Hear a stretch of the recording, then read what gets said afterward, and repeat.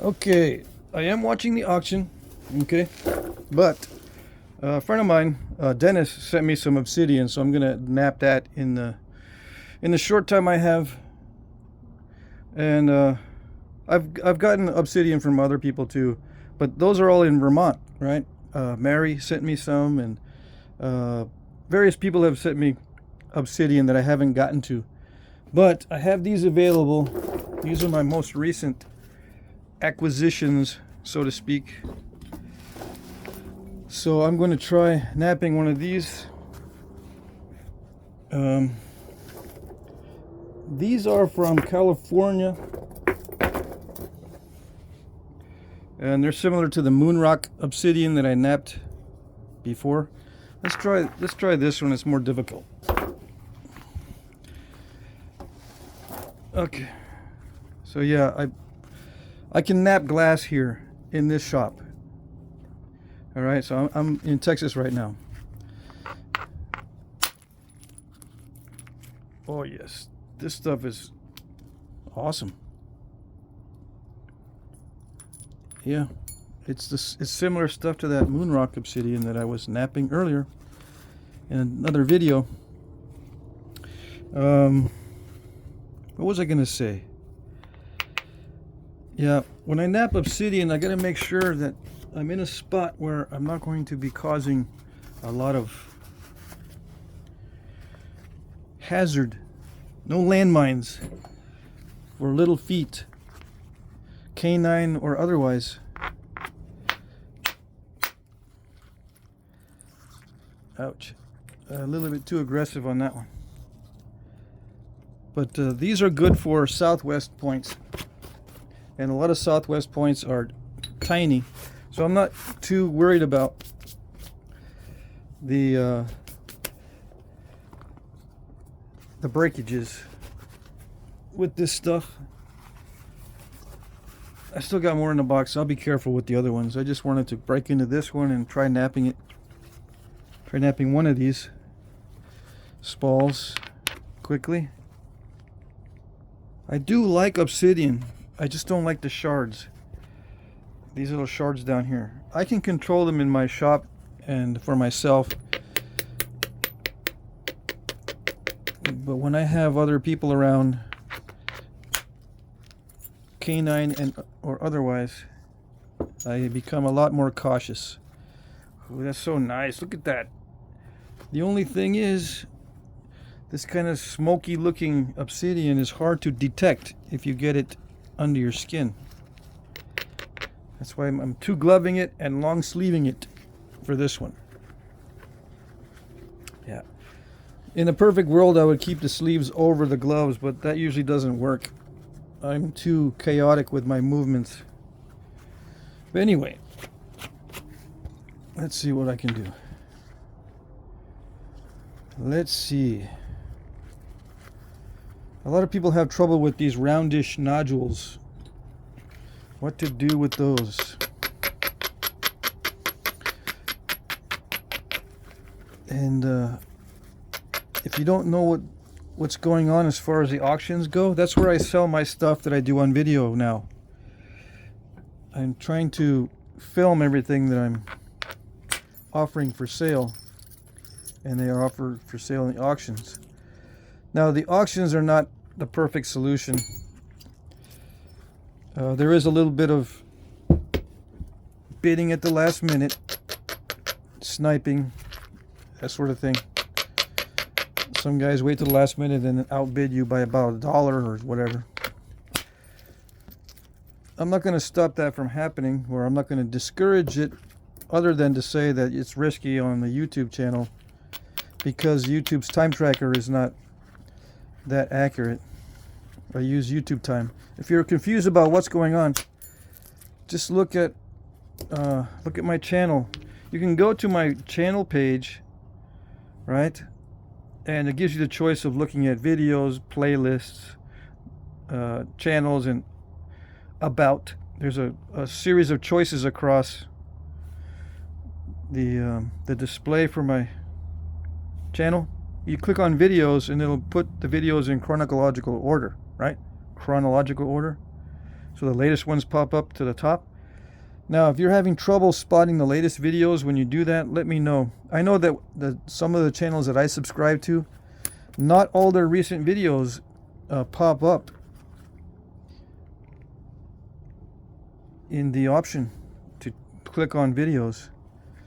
So that might be happening with me too, because some people don't see my latest videos, which is a problem. YouTube's got to fix that somehow. It's a recent thing, because usually I don't have any problem seeing recent videos from the channels I follow. I just go to their main channel page and then click the option for videos, and it opens up another page, and all the videos are listed in chronological order. I don't make playlists anymore. I probably should start doing that again. But anyway, the playlists allow you to just click on the first one, and it'll roll all the way down to the last video on the playlist, and you'll have hours and hours of fun entertainment, right? So what else am I going to talk about? I'm going to be offering flint and steel type chert and flint.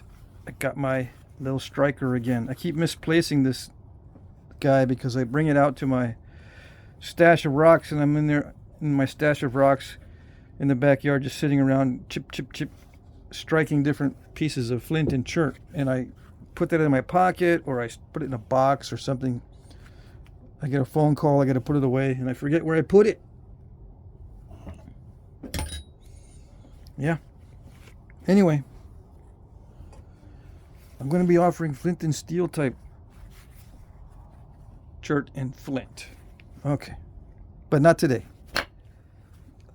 Upcoming. That's upcoming. Alright, so the steel, I don't know. Steel's not the best to knap glass with, but I use it anyway. I've got to make some other tools for the glass. Aluminum seems to work pretty good. I'm going to have to hit this hard. The steel can knap it if I hit it hard, but I'm afraid to snap it in half. Even when it's this thick. The aluminum is a little bit nicer to the edge. It took a bite out, but at least it didn't crush it. It's nice and sharp. The aluminum grabs the obsidian a little bit better. Now this is true obsidian. This is some good stuff. When it's clear and smoky like this, it's usually pretty flexible, so you can drive long flakes. And yeah, you need some flexibility in the stone to drive long flakes, in case you didn't know. Okay, so I can't spend too long on this.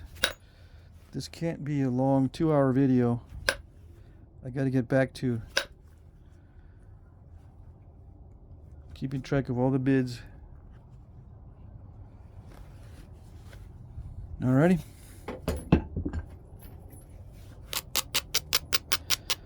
I just wanted to break into this.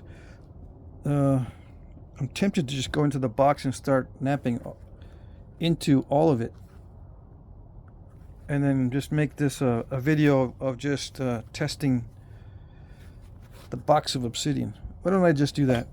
Just so this won't last too long. I'll knap this in an upcoming video. Alright. Let's see what else is in the box of goodies.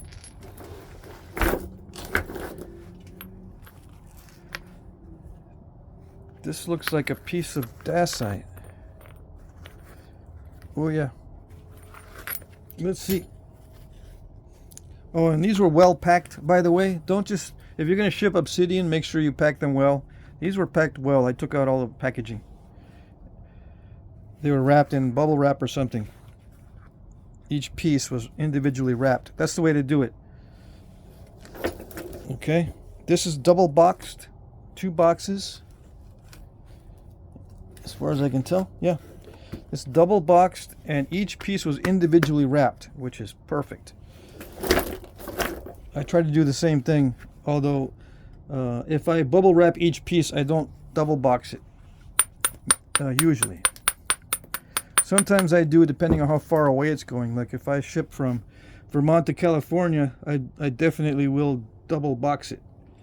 The further away it goes, the more protection you need, especially for obsidian. That goes for other stone as well. It's best to err on the side of caution when shipping stones. Stones have a tendency to cut the box and then start peeking out. Oops, and you don't want that to happen. What is it? It's not Dacite. Dacite doesn't do that. Ouch, that hurt. I could have got a bigger blade. See, I was hitting it like it was Dacite, and I was being too aggressive. That's not Dacite. I don't think. It naps much too easily, and it's much too slick. Yeah, interesting stuff. That's a good spall, by the way, but it was disappointing. I wasn't able to capture the whole length of it. All right, let's see. Can I get a good spall here? Oh, yes. I can get a good spall. So this is some kind of obsidian. Maybe somebody knows and they can put it in the comment section exactly what this is. I got notes on it, so let's see.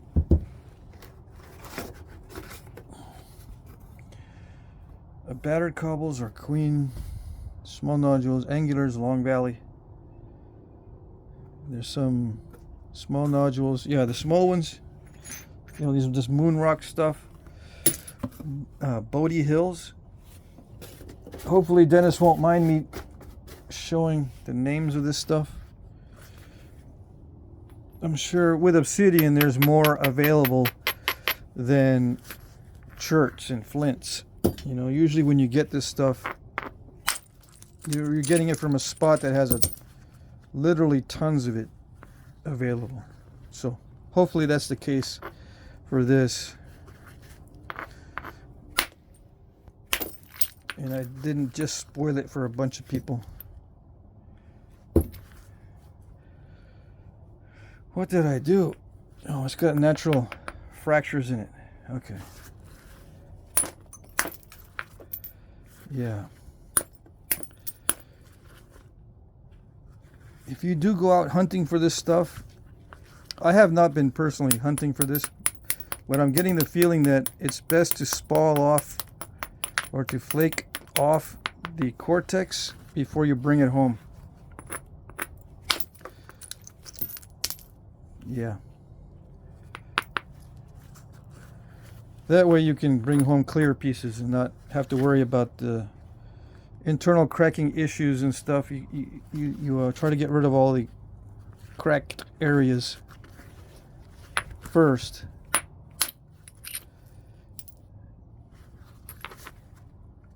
It's not completely consistent. See how it's rough here and very smooth here? It gets rougher as it gets to this side.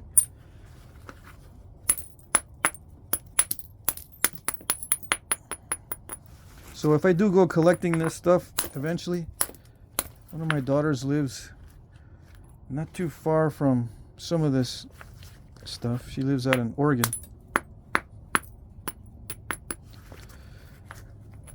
I'll go visit her and then I'll go rock hunting too. And I'll probably spall this out in the field. Or biface this out in the field. Yeah. I can probably capture a good sized blade and some good spalls from this. A couple more strikes and I'll move on to the next one. The next piece in the box.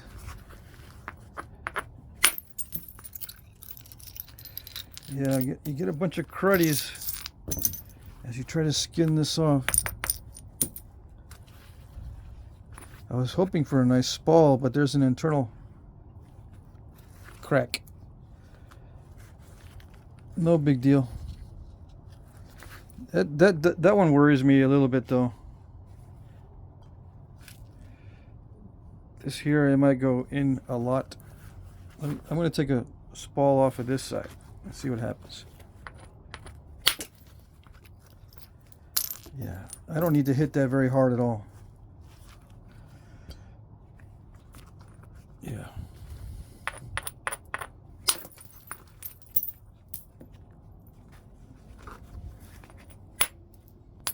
So easy. So easy to chip. But it is not consistent.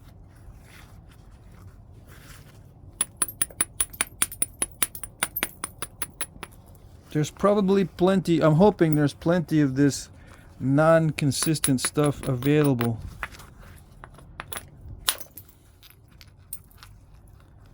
Yeah. So I'm not just making it up. I'm thinking it is plentiful, this broken up stuff. I'm thinking it is plentiful, so hopefully I'm right.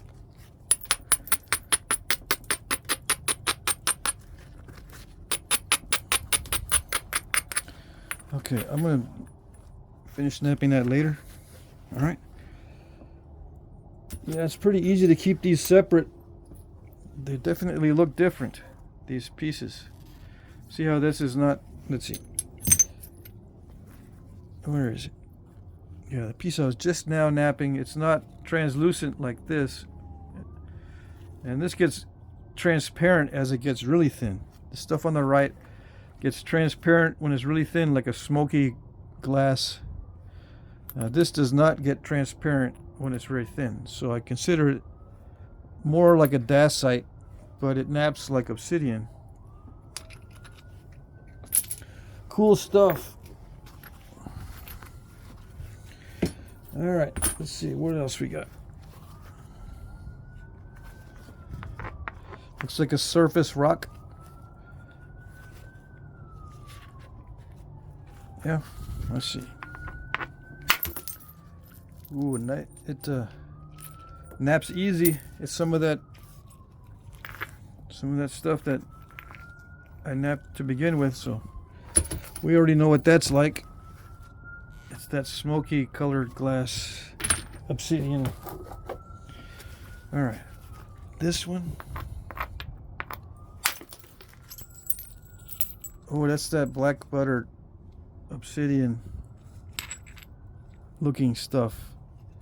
It naps just like mahogany obsidian from my experience. Really, really nice. Again, it's different. Yeah, there's a variety in here.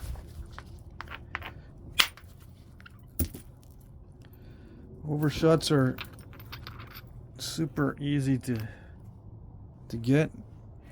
If you like overshots, you'll be in heaven with this stuff. I don't like them, so it's not that great for me, but for those of you who are like that sort of thing. Now, how do I get into this? This is a good angle right there to hit against. Oh yeah.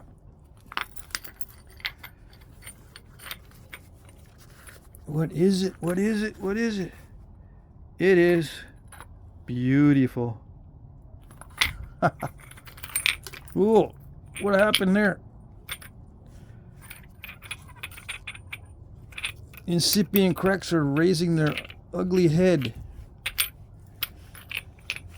I thought I had a big old nice spall. Oh, I still do. I can capture a good amount. But look at that. There's some internal crackages. It's all right. It's all right.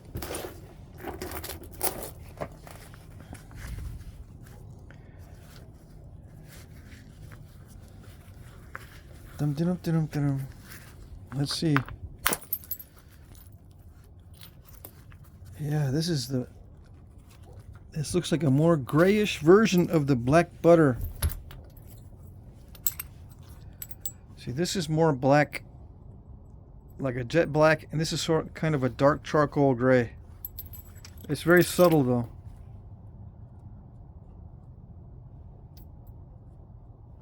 Yeah.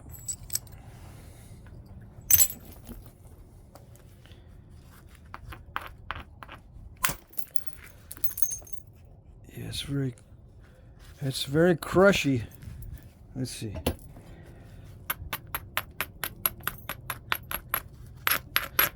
It doesn't mean it's bad. It's not a bad thing. It just means I need to adjust my technique so I don't get the crushes on there. All right, here we go. Is this going to work? Yeah, it worked. Internal issue there. See that crack? Again, it's Cortex related, but otherwise it looks pretty decent. Oh yeah. Now these small ones, these are the ones I got to be really careful with. I don't want to be hitting these too much today. Beautiful. This is the smoky type obsidian. Yeah. All right. Now these little ones here, I'm not going to knap these today. Right now. I just wanted to break into this box.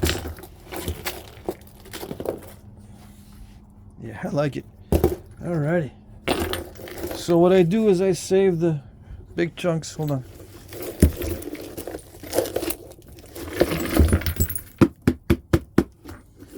It looks a little bit reckless, but I've done this many times, okay? Don't try this at home, boys and girls. I'm what you call a professional. Yeah. That means you need to be a little more careful, okay? Don't go crazy. I go crazy because I've got like 6 boxes of this kind of stuff.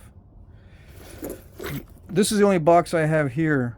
And this is the only box that I have with me of this kind of stuff. So that's why I'm using and abusing this box.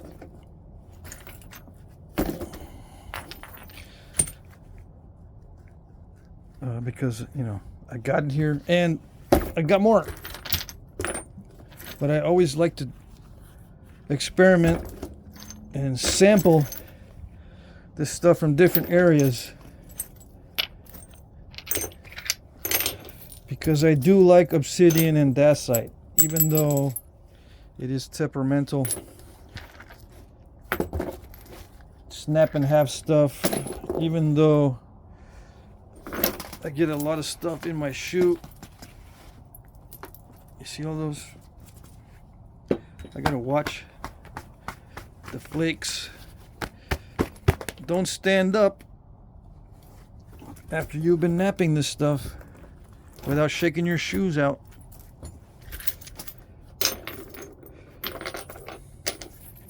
So I saved the potentially good flakes and all the cruddies.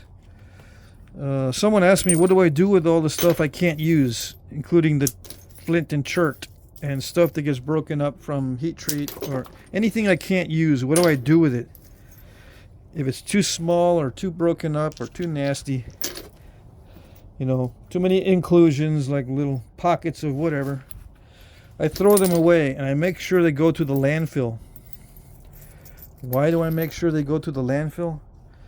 Because in that way they're buried with modern items. So the debitage gets mixed with modern items, so people in the future will know that this is modern Flintknapping debitage and not ancient debitage. Okay? So that's the answer. If you don't know what to do with all this stuff that you can't use, throw it in the trash. Make sure it goes to the landfill along with all the other modern trash. And it will be viewed later on as modern and not as real.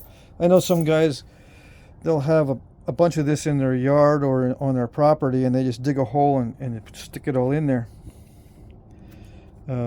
That's fine too. I mean, it's going to be mixed with the other modern stuff at the surface, you know, bottle caps and pieces of other things, bottle glass, other related glass items that are modern mixed in with this stuff if it's in your yard.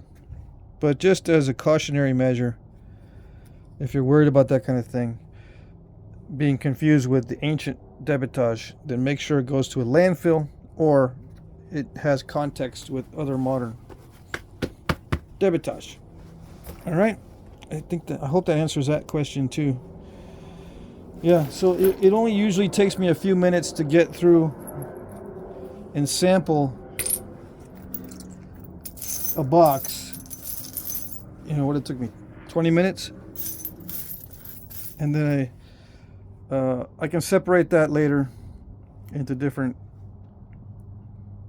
colors or consistencies if I want. But while I'm here, I'll be knapping a lot of that.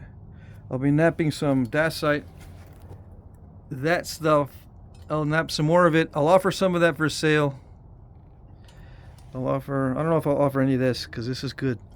This is too good for you guys. All right. No, I'm just kidding. I might offer some of that too. You know, I'll make a biface or something and then include the flakes. I'll keep some of it for myself because I really like the black butter obsidian for my side projects that I do for myself or for gifts for my kids or something like that. All right. So that's it for now. I'm going to go back to be looking at the auction. All right, that's it.